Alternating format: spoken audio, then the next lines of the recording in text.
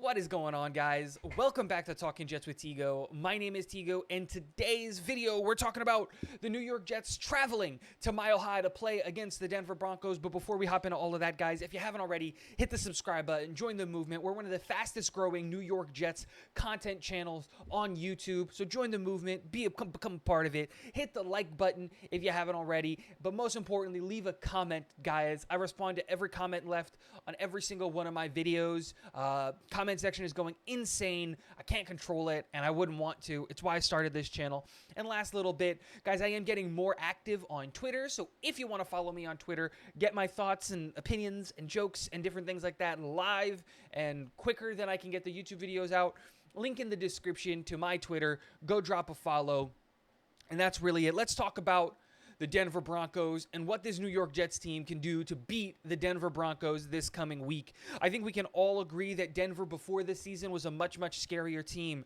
When I looked at the schedule, I said there are only 3 games on this schedule that are 100% losses for me. Those were the 2 Buffalo Bills games because I think the Buffalo Bills are the best team in football right now, and then the Denver game. And that's not because I thought Denver was by far and away a better football team than us. It's because playing in Mile High was incredibly and is incredibly difficult, dealing with the elevation and the change there. That being said, this team has plummeted down to earth, and maybe it's time that Denver stops letting Russ cook, and maybe it's time for them to order some takeout because whatever they're doing just isn't working, and the Jets can take advantage of that and walk away with a big win in Denver and continue to be road warriors. Let's start talking with Russell Wilson. Right? They traded a buttload of things to go out and get Russell Wilson to let Russ cook, and it just isn't working, and it's time to order takeout. That's 2 times I said that joke. I was really proud when I came up with it. That's why it's in the video twice. But the other thing is that he might not play. He is injured. They're doing tests, and at the time of recording of this video, we have no idea whether he's going to play or not. That being said, I kind of want to face Russ because I want to beat Russell Wilson and continue to stack like quarterbacks that have names with it. But when was the last time that the Jets had any type of luck regarding their season? It's been a long time. And when you take into the consideration the lucky things that the New York Jets have had in the sense of like, you know, Tua getting hurt and then us knocking Teddy out of the game and having to face a 7th round pick in Skylar Thompson, that's kind of lucky, but you put yourself in that position to be lucky, right? Sauce hit Teddy Bridgewater hard and legally and knocked him out of the game. Another example of that is like the Cleveland game. When do we win games like that? The Pittsburgh game, we caused a massive division in that locker room. Go read the stories. Apparently, the reason that Mitch got benched is because of the fact that they were doing badly, and he got into words in an argument in the locker room with Deontay Johnson. So it's hard to believe that the Jets are actually getting some positive luck going into any kind of season or any kind of game, and that's kind of what we're looking at. There is the possibility that Russell Wilson will not play. But I'm going to go under the assumption that he's going to play. And the main thing that we're seeing with this roster is that Russell Wilson is failing massively at getting the balls into his playmakers' hands, period.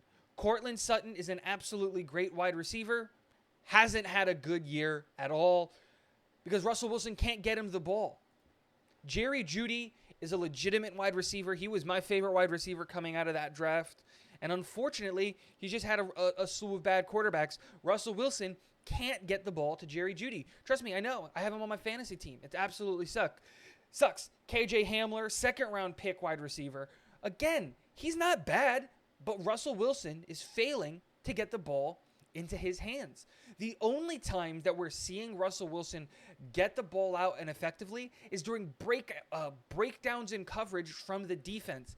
And that's one of the things that you're not going to see from the Jets. Since week 3, we haven't had a breakdown in coverage like that leads to a massive hole. The great example is the Greg Dulcich touchdown against the Chargers. That's a breakdown in coverage. The corner misread his assignment and took the wide receiver when he should have left the wide receiver for the safety and kept going with the tight end. You're not going to see that against the Jets.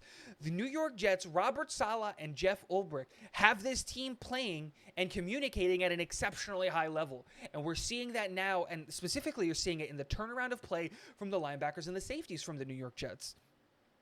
And so Russell Wilson isn't getting the ball to his wide receivers, and our secondary should keep up that trend.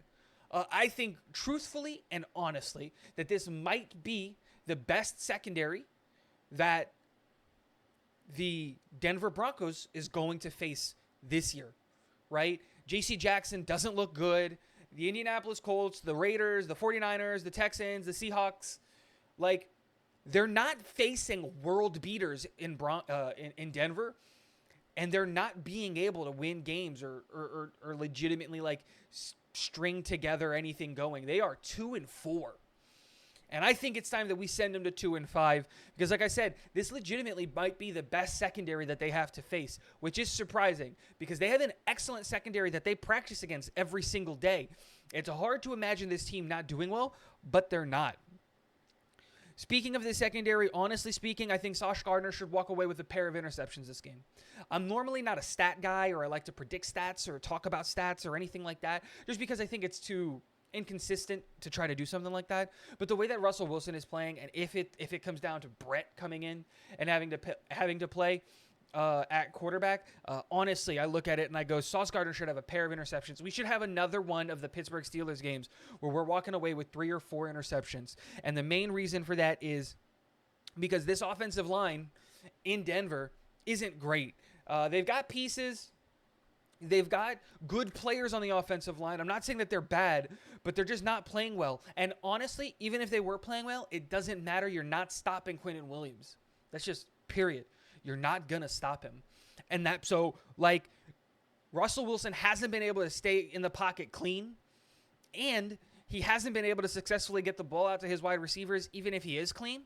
You combine that with the fact that we have an elite secondary and an elite defensive line. That leads me to my next point. I think we should play a lot more base 4-3. I know that we play a lot of nickel. We like to bring in Will Parks and Michael Carter II to play as that third linebacker in nickel coverage to cover wide receivers and tight ends. I would like to see a little bit more of a base 4-3 this game. We know that Russell Wilson can get outside of the pocket, and he really can move with his legs and create plays with his legs. But these tight ends aren't big enough or fast enough that I would feel concerned if we brought in Quan to cover linebackers and play in coverage. And so because I really would like to see the trio of CJ Mosley, Quincy Williams, and Quan Alexander out there a little bit more, especially because I think that this team is going to try to get the run game more involved, just because after watching the Green Bay tape, are you really going to continue to test Sauce? After watching the last 6 weeks, are you really going to try to test DJ Reed? Are you really going to try to test LaMarcus Joyner and Jordan Whitehead after the way that they've been playing for the last 3 weeks? I don't know if that's the plan. You probably look at the Miami game and go, you know what? They let up a lot of rushing yards. We might have a better shot at rushing the ball, especially with ex-UCF running back Latavius Murray. I go to UCF, that's why I'm excited. He's having a relatively good year, but it's a running back room that's kind of not doing well outside of Latavius Murray. Melvin Gordon is somehow or for some reason in the doghouse. It just doesn't make sense. Ultimately, this defense should be able to win us the game, and this is where the game is going to be played. It's going to be played on the defensive side of the ball. So let's talk about Denver's defense. Denver's defense is good, man. That's just straight up. They're a good defense. Bradley Chubb is seriously dangerous and creates a lot of pressure off of the edge. He finally has like help across the D-line and stuff like that. And so Bradley Chubb should be able to wreak havoc in this game. Now, the one weak spot that I would say for this team would probably be the interior of the defensive line when you look at having to try and find a weakness because this defense is so good in Denver. But if there is a defense, it's the interior of the defensive line because that entire secondary is their secondary is a bunch of murderers.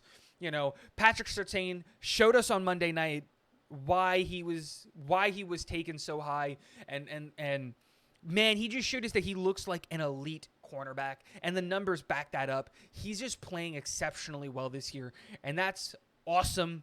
And then they've got solid play coming from their backup safeties and their other corners and their linebackers.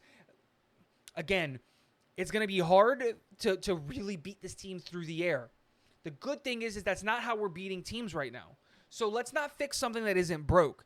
If the interior of the defensive line is weak, the edges are really strong, the secondary is really strong, and we've got an excellent run game and an offensive line that can't protect well but can create push, I think the game plan becomes really, really simple. I think offensively, we need to run the ball. Keep that going. Breece Hall is going to continue to win Rookie of the Weeks until we stop it. It's going to be on us, not on any other team, not on anybody. Breece Hall is going to continue to put up 120 yards a game on teams' heads as long as we let him. That's it. As long as we keep handing him the rock. So if that's the case, let's do it. Let's keep giving him the rock. Let's keep doing those things. The other thing that I want to see is run the ball effectively in the first and second quarter so that in the third and the fourth quarter, the RPO becomes a legitimate option. And in the first and second quarter, I want to set up the RPO and the deep play action shots later on in the game because we have playmakers, man, on offense. Our wide receiver room is one of the best in the NFL, and it is incredibly deep. So that being said, I want short, intermediate routes to help Zach Wilson get the ball out and get the ball out early, and let's just get the ball into our playmakers' hands and let them make plays. Elijah Moore should stop doing these long double move developing routes. The offensive line can't protect that long, and even though he's getting open, it doesn't matter. Zach can't get the ball to him because he just doesn't have the time. So let's stop doing that. Let's get the 5-yard out routes, 5-yard in routes, slant routes, crossing routes, wheel routes. Let's use these short screens, jet sweeps, jet motions. Let's use these things that we have in our playbook to get the ball out to our playmakers' hands on the outsides, spreading the field out so that when we run the ball, they can't stack the middle of the field. Let's spread out this defense. Let's force them to worry about quick and easy routes because we know how hard it is to stick to our receivers. They can create separation, and they've got good hands. And they're just slippery, man. It's hard to bring these guys down. So let's get the ball into our playmakers' hands so that in the second quarter, and I'm not second quarter, so that in the second half, we can run our RPOs, our long developing deep shots that we see working. So keep the main thing. Don't change it up crazily. Breece Hall, let him keep eating. RPOs are working. Keep it going out. 2 running back sets so that we can confuse the defense and really move things around. Do it. We've got these playmakers. Let's not put the onus on Zach to win football games all by himself. Guys, remember, I don't think Zach has technically played an entire NFL season of football. He's developing well, and he's moving in the right direction. So let's keep the main thing. Let's win football games in spite of the quarterback. I think Zach Wilson is going to turn into something absolutely incredible given the time. But we went to 2 back-to-back AFC championships with Mark Sanchez throwing the ball like 5 times a game. We can do the same thing. Our special teams unit is elite. We should see some plays from the special teams unit, and we should win games based purely off of our defense, our run game, and our special teams, and that's it. Guys, let me know in the comment section below what you think. Do you think I'm right? Do you think I'm wrong? Are there any things that we should target? Specifically, let me know. A lot more Denver content coming this week. And last but not least, go Jets.